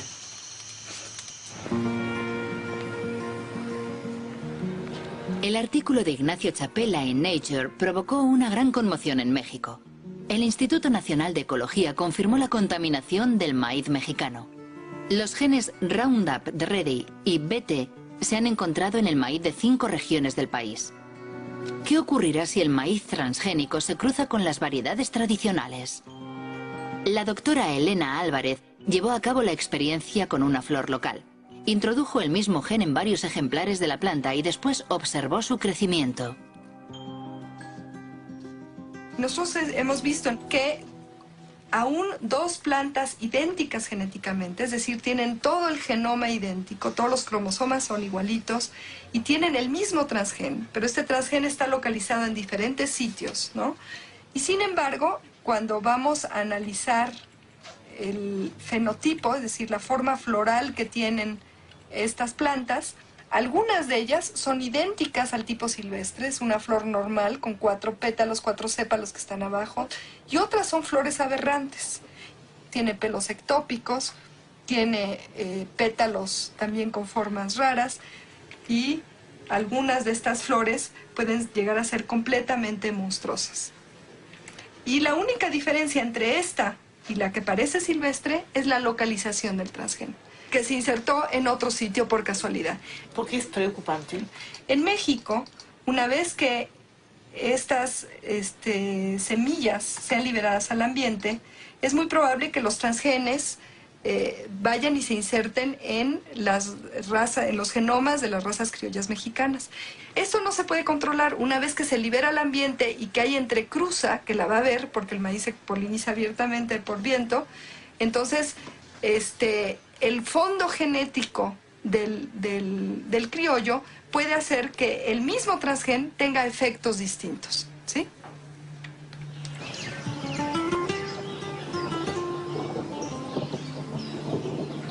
Buenos días, los seguimos invitando para que podamos platicar con ustedes un momento en relación a las actividades que se están produciendo actualmente en el maíz, sobre todo por la contaminación por transgénicos. Nosotros estamos muy preocupados. Aldo González dirige una organización indígena.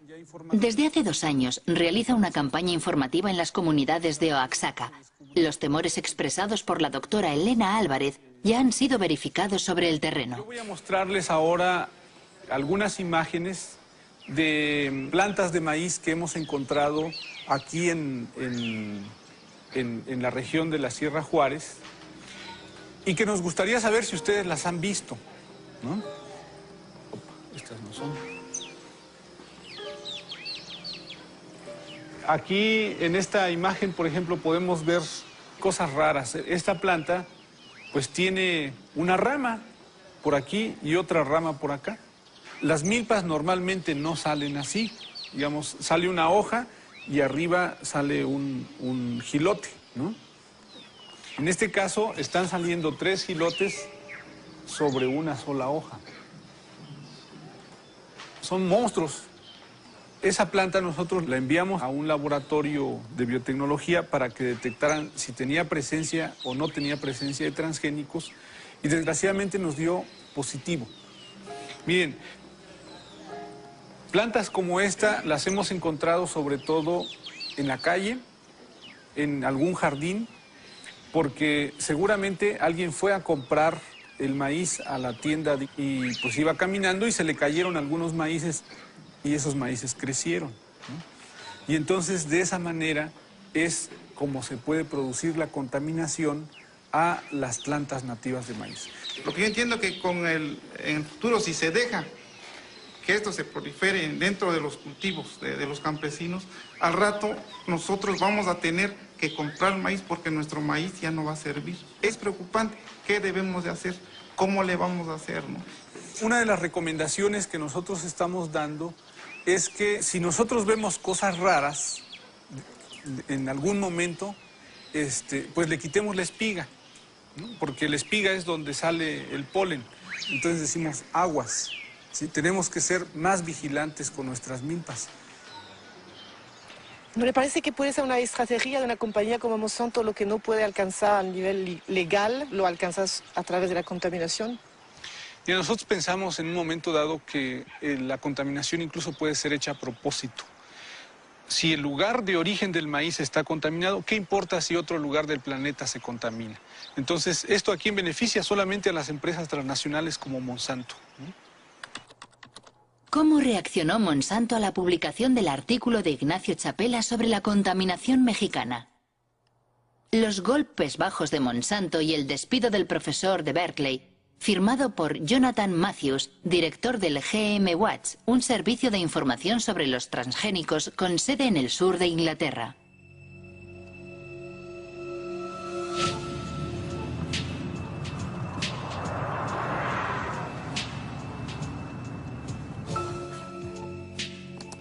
Según Jonathan Matthews, Ignacio Chapela ha sido víctima de una campaña lanzada en AgBioWorld, una página web partidaria de los transgénicos. La víspera de la publicación del artículo de Nature, una tal Mary Murphy envió un email que AgBioWorld distribuyó entre miles de científicos de todo el mundo. Decía así: los activistas sin duda van a hacer correr el bulo de que el maíz mexicano ha sido contaminado por genes de maíz transgénico. Al día siguiente, una tal Andura Smetasek envía un segundo email. Ignacio Chapela, activista antes que científico. Es verdaderamente una campaña de difamación. Los 2 primeros días entran en escena Murphy y Smetasek. A continuación, otros científicos reaccionan diciendo: tenemos que hacer campaña contra eso. Tenemos que inundar Nature con emails que digan que ese estudio no es serio. He pasado mucho tiempo investigando quiénes eran Smetasek y Murphy. Por lo que respecta a Smetasek, si consideramos los datos técnicos de sus emails, vemos recibido de y la dirección del remitente, y después un protocolo de Internet. Solo hay que copiarlo y buscarla en un anuario de páginas de Internet.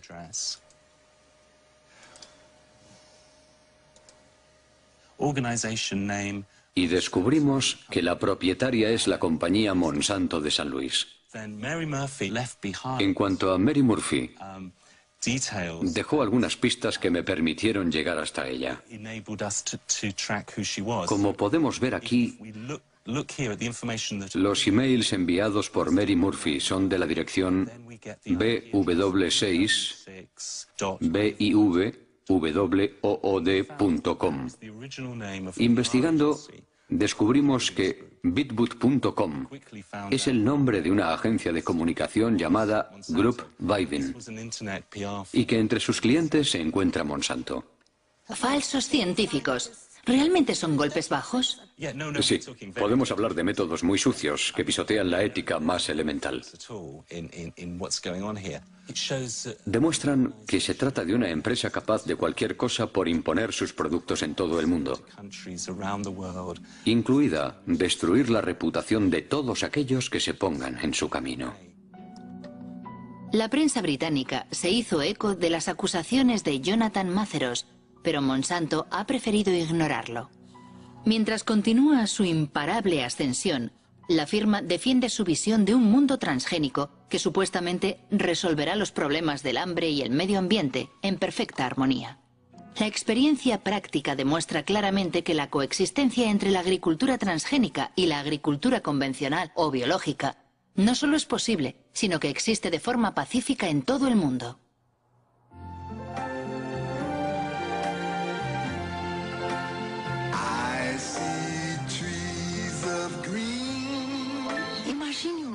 Imagine un mundo que proteja la naturaleza, la tierra, los ríos, donde la gente pueda producir maíz con menos productos químicos y sin matar los bosques. Usted está pensando en un mundo con transgénicos.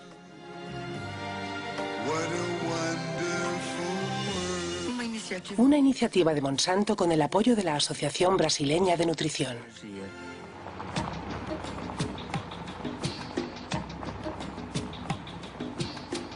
El mundo transgénico.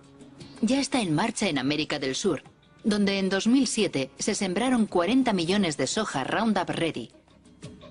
La conquista comenzó 10 años antes en Argentina, el único país que autorizó oficialmente los cultivos transgénicos. Desde entonces, los transgénicos se han extendido misteriosamente por los países vecinos, como Brasil o aquí, en Paraguay. En 2005, el gobierno paraguayo legalizó finalmente los cultivos clandestinos para salvar sus exportaciones de soja, especialmente a Europa, donde el etiquetado de los transgénicos es obligatorio. Una forma de reconocer que el Ministerio de Agricultura se enfrentaba a un hecho consumado. Cuando se aprobó la utilización del transgénico, había entrado originalmente el transgénico en forma irregular. ¿Y se sabe cómo entraron las semillas? ¿Cómo entraron? ¿Por la bolsa negra o...? No, nosotros le llamamos a esos bolsas blancas. No le llamamos, ustedes le llamarán bolsas negras, nosotros le llamamos bolsas blancas. Son semillas que no tienen certificaciones oficiales. ¿Se sabe si Monsanto tuvo un papel en el contrabando de semillas? Quizás las empresas pudieron haber promocionado sus variedades, sus líneas de semillas. Evidentemente, y como le digo, el gobierno tuvo que reaccionar ya proactivamente, pero una vez ocurridos los hechos.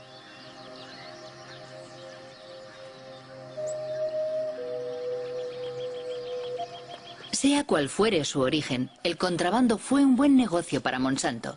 Desde que los cultivos fueron legalizados, la compañía ha conseguido que los productores paguen derechos por cada tonelada de soja producida. Igual que en Brasil.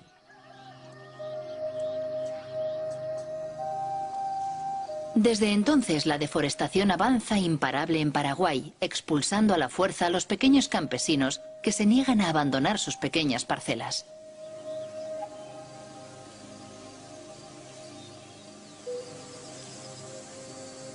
Jorge Galeano dirige una organización campesina que lucha contra el avance de lo que llama el desierto verde. Así como estamos teniendo acá una muestra de lo que es el sojal, en realidad es solamente un monocultivo que destruye todo lo que está a su paso, ¿verdad? Entonces, estos eran totalmente bosque y, digamos, parte de la agricultura familiar campesina, que conviven con las plantas, con los árboles, ¿verdad? La mandioca, el maíz. ¿Le parece, Jorge, que el monocultivo transgénico puede convivir con las producciones de los pequeños campesinos aquí? Nosotros estamos seguros que no. No puede convivir, no son compatibles. Es una guerra silenciosa que va eliminando comunidades campesinas, familias campesinas, biodiversidad que tenemos en el campo. Esta trae muerte, trae pobreza, trae enfermedades y la eliminación de todos los recursos con que nosotros contamos para sobrevivir. Actualmente por todo el país se fumiga Roundup, con avionetas o con abonadoras llevadas por obreros agrícolas sin ninguna protección. Se fumiga justo hasta la puerta de las casas o cerca de los cultivos de supervivencia de los pequeños campesinos. Todos los años se destruyen cosechas y miles de personas son contaminadas. Como esta familia rodeada por los transgénicos de Monsanto. Los padres están preocupados por su hijo Pedro, que todos los días tiene que atravesar los campos de soja para ir a vender las tortillas de maíz que hace su madre.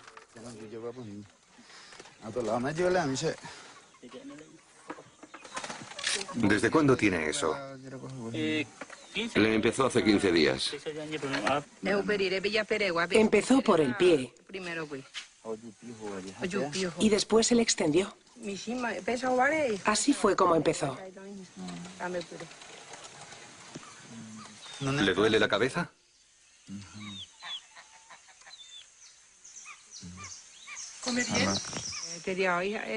Muy poco. Hoy no ha querido comer lo que le preparé. Solo ha tomado un zumo. ¿Y su hermano? Él come mejor, pero es difícil. Así es, vivimos. Tomamos el agua, intoxicado. muriendo de nosotros 60 patos con ganso. Ahí viene y enseguida cae y muere.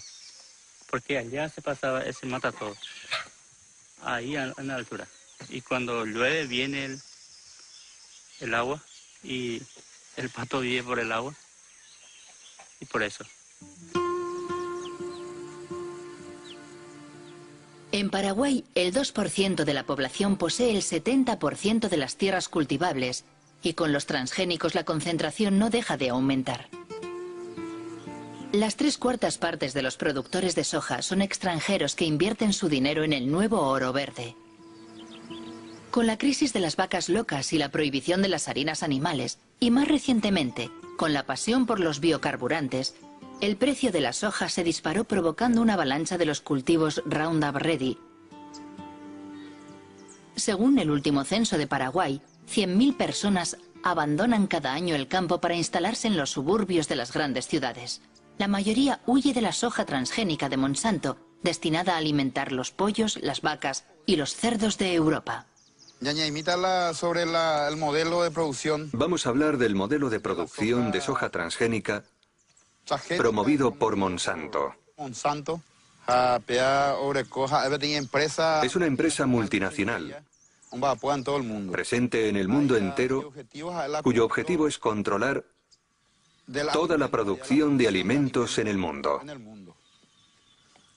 ¿Y cómo? A través de la implementación de una agricultura sin agricultor. El resultado es que nos priva de nuestra soberanía alimentaria. Es decir, de la posibilidad de alimentarnos por nosotros mismos, sin depender de nadie para hacerlo. Por eso decimos que tenemos que luchar por nuestra soberanía, tenemos que luchar por nuestras tierras, tenemos que defender nuestra comunidad, tenemos que defender nuestra familia, tenemos que defender nuestro país. Mi familia vive en la ciudad y yo no quiero ir allí. Por eso, yo vivo aquí, porque en la ciudad hay que comprarlo todo, hasta la comida, mientras que aquí lo que sembramos es nuestro. Podemos comer lo que queremos, cuando queremos, mientras que en la ciudad no podemos comer lo que queremos. Quiero añadir que el combate de estas familias por su supervivencia nos concierne a todos. En 2007, Monsanto tenía 18.000 empleados en 50 países. Mientras, sus acciones en bolsa no han dejado de subir y sus beneficios alcanzaron $1.000 millones. Entre sus accionistas se encuentran fondos de pensiones, bancos, pero también cientos de miles de pequeños accionistas.